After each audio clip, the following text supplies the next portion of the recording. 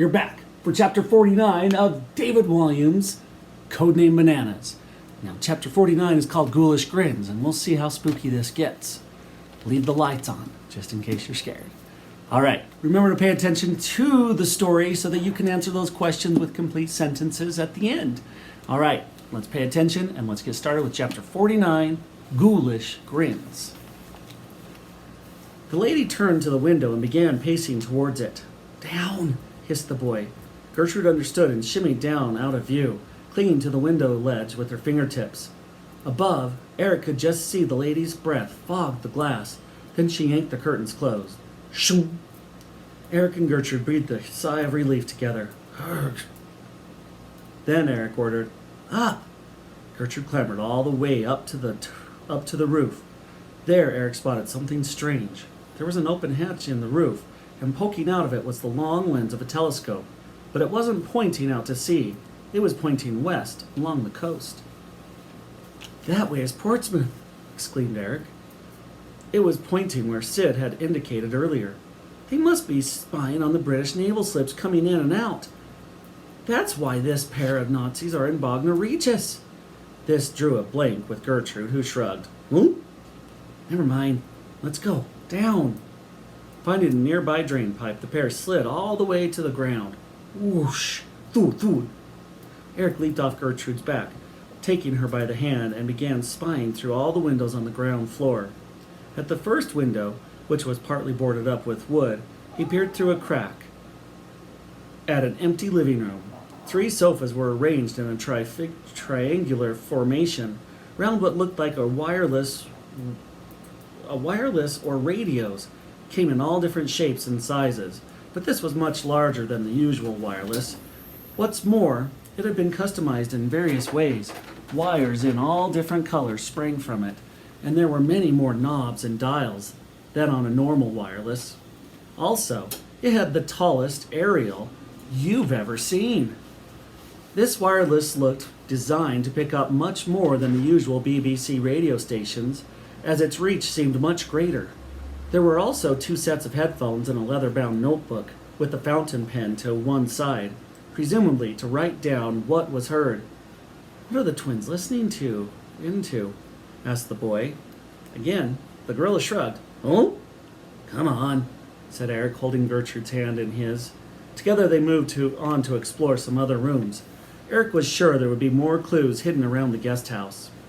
They looked through another window into a dining room with a scattering of tables and chairs. Nothing suspicious there, aside from the fact that there were place settings for only 2 people, presumably the twins. I was right. There are no other guests.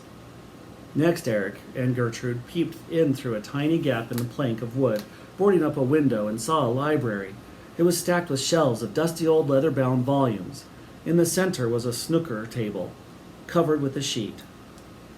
On the top of that was a spread of hugely detailed map. Eric was struggling to see, so Gertrude hoisted him higher. Thank you. Pushing his face right up against the window, Eric spotted that the map was of central London. He recognized the shape of the Thames as it snaked through the city center. They've circled a building. It must be a target. But which one? Asked the boy, straining to make out which one. Hope. I can't see it. Let's go. Gingerly, the pair tiptoed round the pond. Gorillas can't swim, and the last thing Eric wanted was his big furry friend to fall in. The next window looked into the kitchen. Get down, hissed Eric, pushing Gertrude's head out of sight. One of the twins was at work, preparing a tray of tea, when the other entered the room, carrying the perfume bottle from upstairs. Then the ladies did the strangest thing. As one lifted the lid on the teapot, the other poured some of the perfume in. Eric's heart pounded in his chest. That isn't perfume, he hissed to Gertrude. It's poison. Once we knew what they were here, they couldn't risk us telling anyone. That's why they let us in, just so they could kill us. Gertrude picked up the alarm in the boy's tone of voice, and her whole body shook. The lid was closed on the teapot, and the twins grinned ghoulishly. Then one picked up the tea tray, and together they left the room. If we don't get back up to the bedroom before Uncle Sid takes a sip, then... Eric couldn't bear the thought. Up, Gertrude, up! We need to go back to the bedroom, now! Once again, the boy leaped onto Gertrude's back. Go, go, go!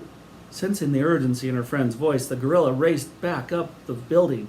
Faster, faster, implored Eric. The storm was now ferocious. The rain lashed down with such cruelty, it was difficult for the ape to keep her eyes open. As she scrambled to the top floor, disaster struck. Gertrude's hands slipped from the soaking wet drain pipe, and they fell backwards and began plummeting through the air. Whoosh! Arg! Arg! And that's going to do it for chapter 49 of David Walliams' Codename Bananas. Now, you've got your questions to answer with complete sentences. Remember that copy and paste method, so save you some time with your answers. Make sure you do them all correctly, and make sure you tune in tomorrow for chapter 50, Poisoned Tea.